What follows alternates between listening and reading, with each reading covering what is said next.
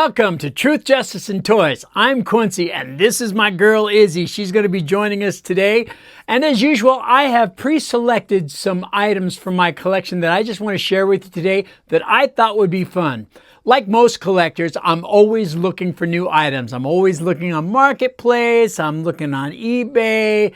I even look on Walmart sites. I'm looking at Target. I'm looking at all the places that I can find stuff. I look at the Superman for sale stuff on Facebook. I'm always in search of that next item. Well, a while back, I seen an item that I thought, man, I would really like to have this item because it's in such great condition. And it is this. It is the Corgi Super Vehicle. And it's really hard to see. I'm going to show that to you there. See that, Izzy? See that? Isn't that cool? So what's neat about this, I'm going to lean up here. You can see the little Superman dude in there. Check him out. This is from 1979. This is not a remake. This is by Corgi in 1979. And this was the small die-cast version of this toy. And it is in almost pristine condition from 1979. What's really cool about this, right on the bottom, it says Corgi. Very neat, right? And these little fists that come out the front. Oh, that was cool. Check that out. Let me push those back in. Watch. Little button back here. Yay. How fun is that? I love that. I seen it online. The guy lived probably about 3 to 4 hours away from me. And unfortunately, he didn't really want to ship anything. And I said, oh, darn, my loss. I would love to have that for my collection. Well, one thing led to another. And over time, I kept seeing it on Marketplace. And I kept inquiring, haven't sold this yet. I would love to get this if you're willing to ship it. Well, all of a sudden, he sends me a message and says, hey, I'm going to be in Maryville coming up this weekend if you want to meet. Where do you want to meet? And I'm like, let's do this. I said, how about the comic shop? How about, wouldn't that be the best place to meet somebody? The comic shop. So I met him there. Really nice guy. And he had this and I paid $10 for that. Really nice condition. There's no chips on the paint. Everything is good. The plastic hood is really nice and scratch free. So I love that. That's one item. The next item I have is probably most collectors have these. Superman collectors have these. This one is from 1979 as well. This is a Superman Nutcracker. Izzy, what do you think of that? You're not impressed, are you? I can tell. You've got that pug face. Anyways, I seen this. I bought this actually at the Superman celebration in Metropolis probably 8 or 9 years ago. And it was there, and I noticed that it did not have a nose. The nose was gone.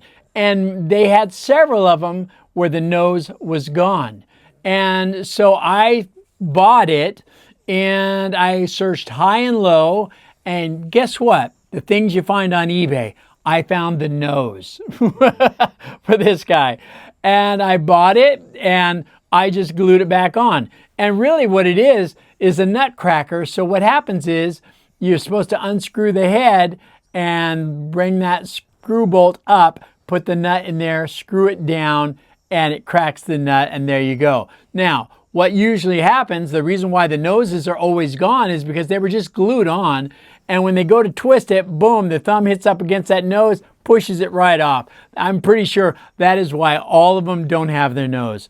But I don't have the original box for this, but I do love this thing. It's pretty cool. It's one of my earlier vintage pieces that I have, and I like it a lot. And I know a lot of people have it, but it says it's DC Comics right on the bottom, 1979.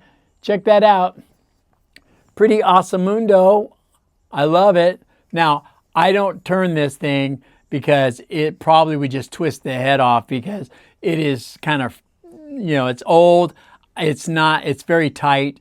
and I am not going to risk it, as they say. So I will just leave it as it is. But I thought that was fun. It's interesting, and I know all the collectors have them, but so do I. There you go. There's that. Lay him down right here. Another old item that I have that I came across somewhere out there in the wild in my searches was this 1966 All-Star Dairy Milk Carton.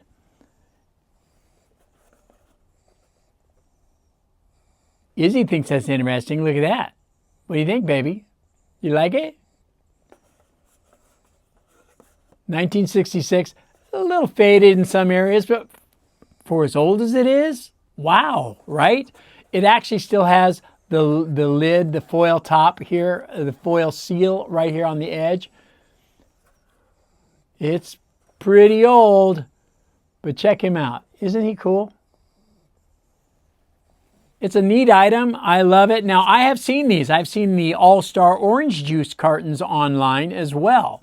But every time I see them, guess what? They're always flattened, right?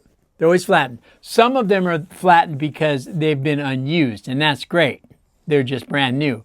But I really like it because this has character simply because it has been used. Somebody drank this product, and somehow, some way, from 1966, this milk carton has survived without being crushed, without being thrown away, especially since it was used. And that right there all by itself just intrigues me. There's a story behind this. Some kid had this for breakfast with his cereal. I think that's pretty awesome. Or maybe some chocolate milk. Who knows? That's one of my favorite items. 1966 All-Star Dairy Milk Carton. There it is. All right, the next items that I have here today is something that somebody mentioned to me. I don't even remember who at this point, but one of my super collectors sent me a link on these, and I had to grab them up. These are 1 ounce silver ingots, Superman ingots.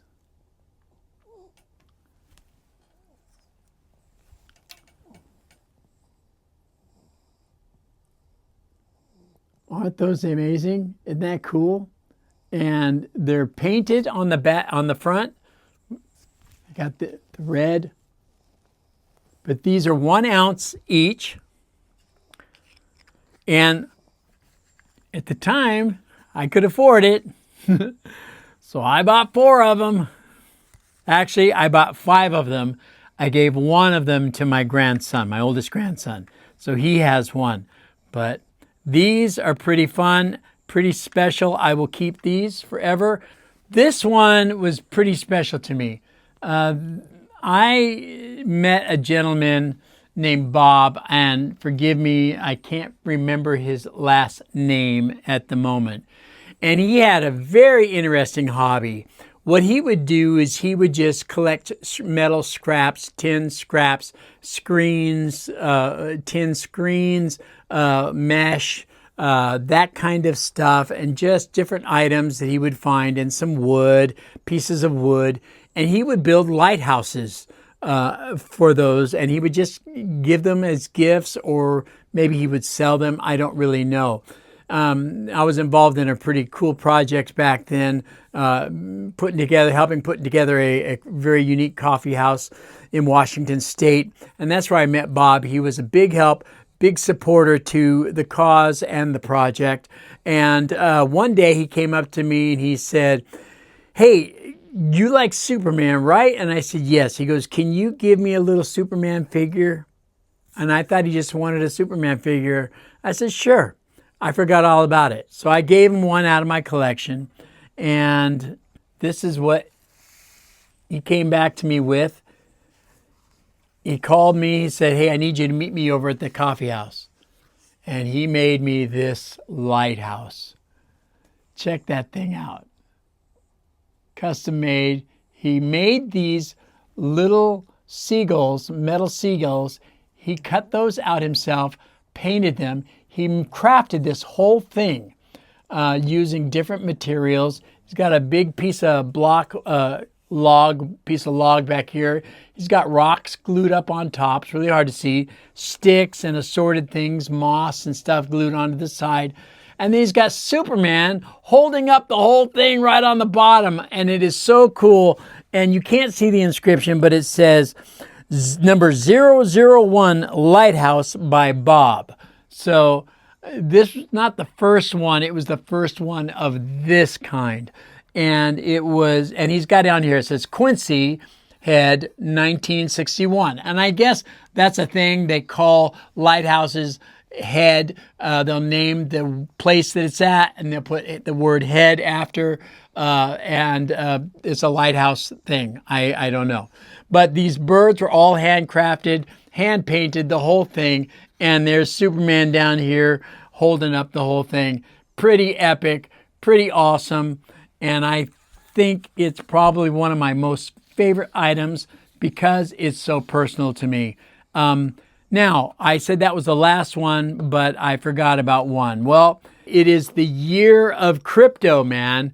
People are gone crazy about crypto. They love crypto. I love crypto. And so you remember 2020, what a mess that was? That was a mess, right? Okay. When everybody had lockdown, we had to lock down. Remember that? For like several weeks, 2 weeks or something like that. It was crazy, man. And people were just losing it. And I had to find something to do to keep my sanity. Well, I've always been a fan of crypto. And so I decided to do a little project. And guess what? I guarantee you that no other collector in the world has this item. Ready? Here it is. This is my super crypto dog. It's got a collar. Check him out. He's got a cool cape. This guy is completely made using several items. The main item was oatmeal boxes. His head, his neck, his body, all oatmeal boxes, and duct tape. That's it, colored duct tape. The collar's made completely out of duct tape. The legs now are very cool. You could probably see it once I tell you, but the legs are made out of creamer bottles that were turned upside down. Isn't that fun? So here's the whole creamer bottle right here. Here's where the lid would be, right? And then I just took one of those lids and carved it, pinched it, trimmed it, and put it upside down to make the paws of crypto. And his tail, pretty much all duct tape, all of it. And the cape was just a cape that I had around.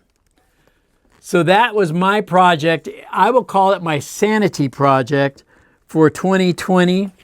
I spent time doing that and other kinds of things like that were creative just to keep my sanity during the pandemic. So nobody else has one of those. I don't know how long I'm going to have that. I've also got a Superman made out of the same stuff. So it'll be interesting to see that. I'll show you that someday. But for now, that's it, kids. This one went a little long today. I hope you hung in there with me. But hey, from Izzy and I, my Supergirl, from Izzy and I, we say, until next time, stay super. Say bye-bye, Izzy. Look. Say bye-bye. Say bye-bye. Yay!